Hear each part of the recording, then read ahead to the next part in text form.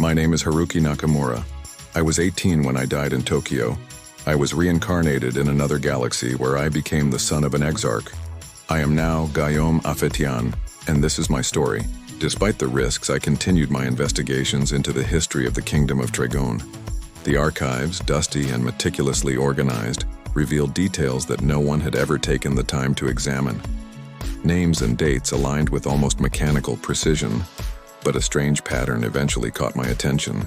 25 years earlier, all official documents were validated by only two names: Paul Venline, Duke of Vidanges, in the Kingdom of Tregone, and Candace Bacasson, Duchess of Donville, in the Kingdom of Fouflange. They had acted as regents for the three Arpitan-speaking kingdoms for 9 years, precisely between the beginning of official record-keeping and the arrival of the feudatories of Saint-Andéol. At first glance, these signatures seemed insignificant, but their consistency over the years suggested an unsuspected authority.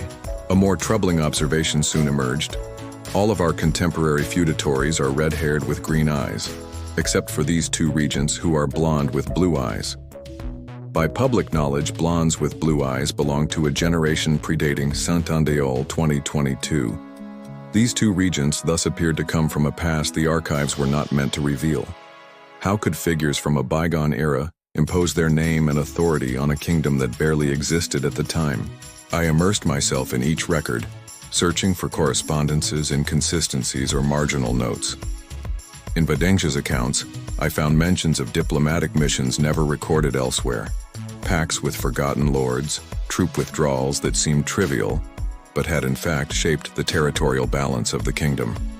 Meanwhile, the royal archives documented economic and agricultural ordinances that had permanently altered the distribution of land and taxes, yet no official trace of them remained.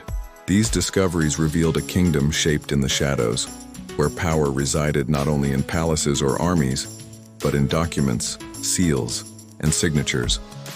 Paul and Candace did not merely reign, they molded the very structure of society, choosing which lineages would survive, which alliances would endure, and which territories would remain safe from ambition. As I continued my research, I came across secret correspondences between the Duke and the Duchess, hinting at agreements with mysterious entities whose identities were erased or replaced by cryptic symbols, but from which a name sometimes emerged far too often: Lionaume. Some mentions suggested that these entities could act across time, observing the future decisions of the feudatories. The thought chilled me. Not only had they controlled the kingdom's genesis, but they had also anticipated and planned the movements of its heirs. I left the archives feeling a new weight on my shoulders. What I had discovered was not merely a historical anomaly. It was a puzzle of power and calculations spanning multiple generations, suspected by no one around me.